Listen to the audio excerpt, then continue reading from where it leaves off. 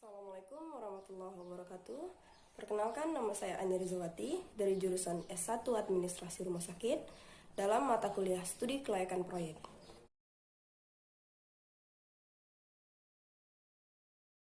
Pertama, kita membahas kelayakan proyek itu sendiri. Menurut Mingus, kelayakan proyek ialah suatu proyek yang memenuhi kriteria keberhasilan dalam pelaksanaan proyek yang memenuhi 5 kategori aktivitas, yakni mulai proyek, merencanakan, melaksanakan, mengendalikan, serta menyelesaikan. Tujuannya untuk apa? Tujuannya untuk menilai apakah proyek tersebut layak atau tidak. Nah, karena kita membahas tentang rumah sakit, maka kita juga bahas apa itu kesehatan. Kesehatan merupakan hak asasi manusia, yang mana salah satu unsur kesejahteraan yang harus diwujudkan sesuai dengan cita-cita bangsa Indonesia, yang mana juga termasuk di dalam Pancasila dan Undang-Undang Dasar 1945. Rumah sakit itu sebagai salah satu sarana kesehatan rujukan yang memberikan pelayanan kesehatan kepada masyarakat, yang memiliki peran sangat strategis dalam mempercepat peningkatan derajat kesehatan masyarakat. Dan terdapat pula di dalam Peraturan Pemerintah Nomor 38 Tahun 2007 tentang pembagian urusan pemerintah daerah, provinsi, dan pemerintah daerah kabupaten ataupun kota. Sejalan dengan tuntutan kebutuhan masyarakat terhadap pelayanan kesehatan yang sesuai dengan ketentuan peraturan perundang-undangan, maka pemerintah itu harus merencanakan yang namanya pembangunan rumah sakit, yang mana rumah sakit itu sendiri tipe D. Tujuannya apa? Tujuannya untuk mengetahui kelayakan dari rencana pembangunan rumah sakit dari aspek teknis dan ekonomi, dan juga bisa dijadikan sebagai rujukan dan pedoman bagi pemerintah dalam menyusun gambar ataupun dokumen perencanaan. Nah, di sini juga ada pengaturan fasilitas pelayanan. Terdapat dalam pasal 30, ada pelayanan kesehatan tingkat pertama, itu diberikan fasilitas pelayanan kesehatan dasar. Kalau tingkat kedua, dia fasilitas pelayanan kesehatan spesialistik. Nah, kalau tingkat ketiga itu pelayanan kesehatan subspesialistik. Dan juga di dalam pasal 35 ayat 2 ada menyebutkan bahwa tentang penentuan jumlah dan jenis fasilitas pelayanan kesehatan dengan mempertimbangkan adanya luas wilayah, kebutuhan kesehatan, jumlah dan persebaran penduduk, pola penyakit, pemanfaatannya, fungsi sosial, serta kemampuan dalam memanfaatkan teknologi. Nah, juga ada di sini ketentuan perizinan. Fasilitas pelayanan kesehatan ditetapkan oleh pemerintah dan pemerintah daerah. Fasilitas pelayanan kesehatan wajib memberikan akses, terus mengirim laporan hasil penelitian dan pengembangan kepada pemerintah daerah ataupun menteri. Nah, di dalam pasal 32 juga dinyatakan bahwa dalam keadaan darurat, fasilitas pelayanan kesehatan baik pemerintah maupun swasta wajib memberikan pelayanan kesehatan bagi penyelamatan nyawa pasien dan pencegahan kecacatan terlebih dahulu. Serta dalam keadaan darurat, fasilitas pelayanan kesehatan baik pemerintah maupun swasta dilarang menolak pasien dan atau meminta uang muka. Nah, di dalam kita menyelenggarakan rumah sakit kelas D pertama itu terdapat pedoman, yang mana rumah sakit kelas D pertama itu sendiri adalah rumah sakit umum. Dia punya fasilitas dan kemampuan pelayanan kesehatan tingkat pertama dan spesialis dasar, menyediakan pelayanan gawat darurat, rawat jalan, rawat inap, serta penunjang-penunjang lainnya. Nah, di sini juga ada persyaratan tentang lokasinya, tidak boleh banjir, tidak boleh mencemarin udara lain, lingkungan lain gitu, tidak rawan longsor, dan juga tidak berdekatan dengan tempat bongkar muat barang. Kalau kriteria daerah terpencil, tertinggal, perbatasan, pulau-pulau kecil terluar, serta perkotaan dengan kepadatan penduduk yang cukup tinggi. Kedua juga lahan, akses, keamanan, dan fasilitas penunjangnya. Sarana prasarana gitu. Prasarananya apa? Ini tentang tata udara, sistem kelistrikannya, pencahayaan, proteksi kebakaran, komunikasi, gas medik, vakum medik, sanitasi, pengendalian terhadap kebisingan, sirkulasi, serta disable. Fasilitasnya juga harus mempunyai kapasitas minimal 10 tempat tidur. Itu menurut standar WHO 1 tempat tidur per 1000 penduduk. Nah, ini juga ada sumber daya manusia. Sumber daya manusianya itu paling sedikit terdiri dari tenaga medis, keperawatan, penunjang kesehatan, dan tenaga non-kesehatan. Peralatannya itu juga untuk mendukung kegiatan pelayanan rumah sakit itu sendiri. Dan tentang manajemen, yang pertama itu ada perizinan, izin mendirikan rumah sakit dan izin operasional rumah sakit. Administrasi juga harus dibahas di dalam membangun suatu rumah sakit kelas D Pratama. Organisasi ini dimaksudkan bahwa organisasi dan tata kerja rumah sakit kelas D Pratama itu disusun berdasarkan prinsip hemat struktur dan kaya fungsi, menggambarkan kewenangan, tanggung jawab, dan tata hubungan kerja dalam penyelenggaraan pelayanan kesehatan dan administrasi manajemen sesuai kebutuhan. Hemat struktur ini maksudnya tidak panjang dan tidak banyak orang yang bekerja, tetapi kaya akan fungsi. Orang yang bekerja satu, tidak banyak, tetapi sesuai dengan kemampuan dan keahliannya dalam bekerja di bidangnya. Selanjutnya ada penyelenggaraan. Yang pertama ada lingkup pelayanannya, kerjasama operasionalnya. Di dalam suatu rumah sakit itu harus ada yang namanya bekerja sama dengan institusi lain, seperti kayak pendidikan kedokteran, BKKBN, dan lembaga lainnya, serta bekerja sama dengan Jamkesmas, PT Askes, dan lembaga pembiayaan kesehatan lainnya. Terus ada juga klasifikasinya, ada pembiayaan operasionalnya yang mana ditanggung oleh pemilik rumah sakit. Terus ada tarif. Tarif ini memperhitungkan kemampuan perekonomian daerah setempat. Kalau peraturan internal rumah sakit ini harus diciptakan yang namanya hospital by law, dibuat oleh ataupun ditetapkan oleh pemilik rumah sakit ataupun perwakilannya. Ada komite medik yang mana direktur tidak boleh menjabat juga sebagai ketua komite mediknya. Terus penelitian dan pengembangan dalam bidang kedokteran, komunitas, dan humaniora kesehatan. Serta ada juga yang namanya pendidikan tenaga kesehatan dan SDM kesehatan lainnya. Jadi kita harus memperhatikan apa pendidikan tenaga kesehatan dan SDM yang akan bekerja di suatu rumah sakit tersebut. Apakah dia sudah sesuai dengan bidangnya, sesuai dengan keahliannya, dan sesuai dengan latar belakang pendidikannya.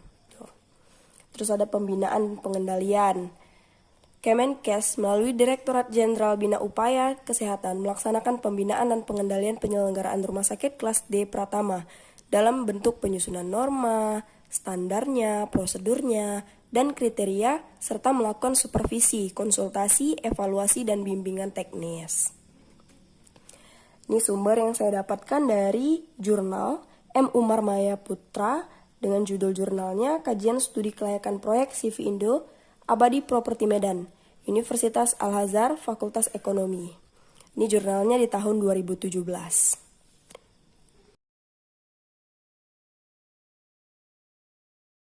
Pertama, kelayakan itu artinya penelitian yang dilakukan secara mendalam. Tersebut dilakukan untuk menentukan apakah usaha yang akan dijalankan akan memberikan manfaat yang lebih besar dibandingkan dengan biaya yang akan dikeluarkan. Nah, studi kelayakan bisnis itu sendiri adalah suatu kegiatan yang mempelajari secara mendalam tentang suatu usaha ataupun bisnis yang akan dijalankan. Dalam rangka apa? Untuk menentukan layak atau tidak usaha tersebut dijalankan. Ini ada faktor-faktor yang menyebabkan kegagalan usaha. Di antaranya itu ada data, informasinya tidak lengkap, tidak teliti terhadap melakukan kegiatan apapun yang berkaitan dengan studi kelayakan, salah dalam memperhitungkan, pelaksanaan pekerjaannya salah, tidak sesuai dengan aturan ataupun standarnya, kondisi lingkungan yang tidak memungkinkan, serta ada unsur kesengajaan di dalamnya. Nah, oleh karena itu, sebelum studi kelayakan bisnis itu dijalankan, tim yang akan menangani studi kelayakan bisnis, dia harus memperhatikan hal-hal sebagai berikut. Yang pertama, lengkap dan akuratnya data dan dari mana informasi itu diperoleh. Kedua, tenaga ahli yang dimiliki dalam tim studi kelayakan bisnis ini benar-benar tangguh ataupun benar-benar ahli dalam bidangnya. Terus penentuan metode dan alat ukurnya tepat. Jika metode dan alat ukurnya salah, maka hasilnya juga akan tidak sesuai dengan harapan. Nah, loyalitas tim studi kelayakan bisnis. Loyalitas di sini adalah bagaimana komitmen ataupun konsistennya tim dalam melaksanakan studi kelayakan bisnis. Nah, tujuan dari studi kelayakan bisnis itu sendiri apa? Untuk menghindari risiko kerugian. Karena kita telah melihat apakah kita dalam melakukan bisnis tersebut rugi atau tidak. Memudahkan perencanaan. Jadi dengan adanya pedoman studi kelayakan bisnis ini, kita mudah dalam merencanakan apa yang ingin kita tuju. Memudahkan pelaksanaan pekerjaan, jelas. Serta memudahkan pengawasan dan memudahkan pengendalian. Nah, ini juga ada tahap-tahap dalam studi kelayakan bisnis. Yang pertama, tentu kita harus mengumpulkan data dan informasi. Setelah kita kumpulkan data dan informasinya, kita olah datanya. Setelah kita olah, kita analisis. Apakah data ini sudah sesuai ataupun salah dan harus diperbaiki. Serta selanjutnya kita mengambil suatu keputusan. Apakah studi kelayakan bisnis ini memang patut untuk dijalankan ataupun harus dibatalkan. Dan terakhir kita harus memberikan rekomendasi. Rekomendasi apa yang terbaik dalam studi kelayakan bisnis kita ini. Nah, ini juga ada tahapan-tahapan yang terdapat dalam pedoman dalam studi kelayakan bisnis. Yang pertama kita melakukan yang namanya persiapan, adanya kompilasi data primer dan data sekunder. Terus kita analisa situasi, ada aspeknya tuh, aspek eksternal dan internal. Ada juga analisa permintaan, itu aspek-aspeknya juga ada tentang kelayakan, lahan dan lokasi, produk unggulan, jenis layanan, dan sebagainya. Juga ada analisa kebutuhan, itu bagaimana rencana pembangunan kita, bagaimana kebutuhan lahan, kebutuhan ruang, alat medis ataupun non-medis, SDM-nya, organisasinya, serta uraian tugasnya. Serta kita tidak lupa pula untuk menganalisa keuangan. Apakah rencana investasi dan sumber dananya itu sudah baik atau belum? Nah, setelah dilakukan semua ini, baru kita memberikan kesimpulan dan rekomendasi kelayakannya. Nah, di sini juga ada lembaga-lembaga yang memerlukan studi kelayakan. Pemilik usaha itu sendiri. Karena kalau kita menjalankan usaha, kita harus melakukan studi kelayakan. Untuk apa? Untuk menilai apakah layak atau tidak usaha yang kita lakukan. Kreditur, pemerintah, juga masyarakat luas, serta pihak manajemen. Dengan adanya studi kelayakan, maka dia akan dipermudahkan dalam segala hal dan mengetahui apakah usahanya itu layak atau tidak. Terus juga ada aspek-aspek penilaian bisnis, ada aspek hukumnya. Aspek hukum ini mulai dari bentuk badan usaha sampai izin-izin yang dimiliki untuk mendukung bisnis yang akan kita jalankan. Terus aspek pasar dan pemasaran, ini ditinjau dari segi pasar dan pemasaran, apakah dia memiliki peluang pasar yang diinginkan ataupun tidak. Terus ada aspek keuangan. Aspek keuangan ini biaya-biaya apa saja yang akan kita keluarkan kalau kita melakukan suatu bisnis tersebut. Apakah biaya yang dikeluarkannya itu setara dengan usaha ataupun bisnis yang kita lakukan. Terus aspek teknis ataupun operasi. Ini mengenai lokasi usahanya, teknisnya, operasinya. Berjalannya suatu bisnis itu harus kita lihat dari lingkungannya, alat-alatnya, SDM-nya. Jadi itu berkaitan dengan aspek teknis dan operasi. Ini juga ada sumbernya dari buku. Saya dapatkan dari buku online oleh Kasmir tahun 2015, judulnya itu Studi Kelayakan Bisnis, diterbit oleh Prana Media Group. Dan saya dapatkan tadi pedomannya itu dari Kemenkes tahun 2012 dengan judul Pedoman Penyusunan Studi Kelayakan Rumah Sakit.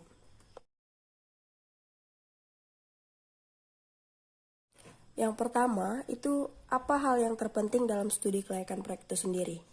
Ada beberapa aspek, seperti aspek hukum, aspek sosial ekonomi, budaya, aspek teknis dan produksi, aspek keuangan dan manajemen. Jadi, dalam kita melakukan studi kelayakan ini, kita harus memperhatikan yang namanya aspek-aspek ini, agar suatu proses studi kelayakan ini berjalan dengan lancar. Selanjutnya, hubungan antara hospital planning dengan studi kelayakan bisnis. Hubungan antara hospital planning dengan studi kelayakan bisnis. Hospital planning itu sendiri adalah rencana, yang mana kita tahu artinya hospital, rumah sakit, planning rencana, yaitu rencana rumah sakit, yang mana suatu rencana ini dibuat untuk apa? Untuk membangun rumah sakit, agar dapat berjalan dengan baik, sesuai dengan apa yang diharapkan. Dan juga hospital planning itu dapat membantu organisasi dalam melakukan tugasnya dengan baik. Nah, kalau studi kelayakan bisnis itu sendiri adalah penelitian, yang mana kita lakukan secara mendalam, untuk mengetahui apakah bisnis layak atau tidak. Dan tidak lupa pula bahwa hubungan keduanya ini sangat erat, karena jika tidak ada salah satunya maka suatu rumah sakit itu tidak akan berjalan dengan baik. Studi kelayakan kita lakukan di awal. Setelah kita lakukan, maka kita lakukan yang namanya hospital planning. Apa rencana dari rumah sakit yang akan kita lakukan? Dan juga menggambarkan bagaimana arah dan tujuan dari rumah sakit ataupun bisnis yang akan kita jalankan. Nah, siapa sih orang-orang yang melakukan studi kelayakan rumah sakit? Orang yang berkompeten tentunya, dan sesuai dengan bisnis yang akan dibuat. Contohnya bisnis rumah sakit. Maka orang yang melakukannya orang yang memang betul-betul paham tentang bagaimana rumah sakit itu dibangun. Apakah sudah sesuai ataupun belum. Dengan memperhatikan aspek studi kelayakan bisnis. Apalagi rumah sakit yang memang merupakan bisnis yang kompleks. Misalnya itu seperti konsultan, ahli bidang bangunan untuk melihat apakah bangunan itu sesuai dengan standar aturan atau tidak. Terus di bidang hukum, izin-izin usahanya itu sudah ada atau belum. Bidang keuangan untuk menilai apakah untung ruginya bagaimana.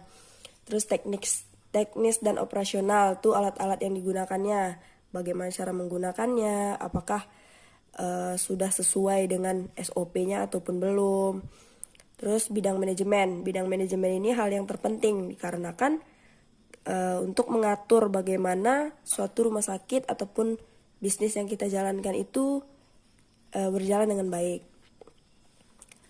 Dan juga sesuai dengan aspek-aspek yang akan kita teliti.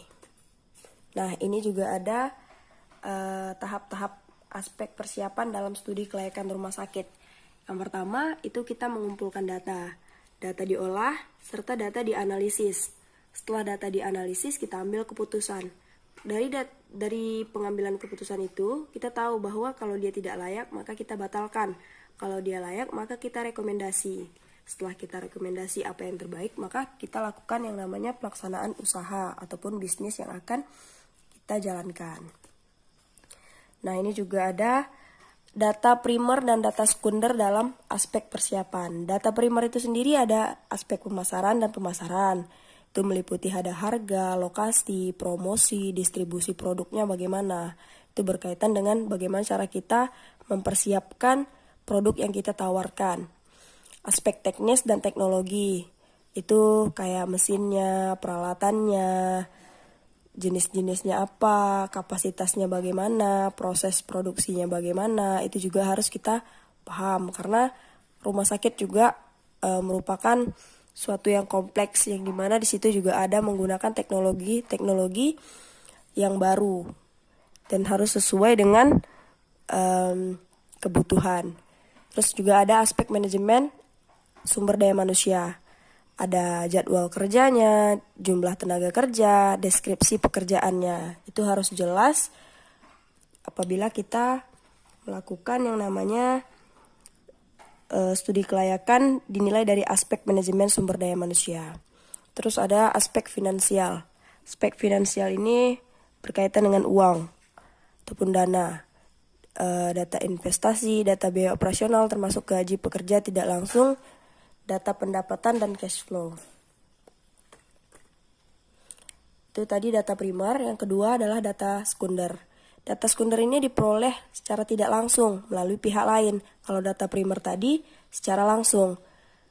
Nah, juga data sekunder ini contohnya itu data eksternal, data lokasi, data sosial dan budaya, demografi, serta diambil melalui referensi buku, jurnal, artikel dalam media internet, dan lain sebagainya. Jadi data primer dan data sekunder ini sangat berbanding terbalik, dikarenakan data primer ini kita dapatkan langsung, tapi data sekunder ini kita bisa mendapatkannya dari pihak-pihak lain. Sekian presentasi dari saya. Lebih dan kurangnya saya mohon maaf. Wassalamualaikum warahmatullahi wabarakatuh.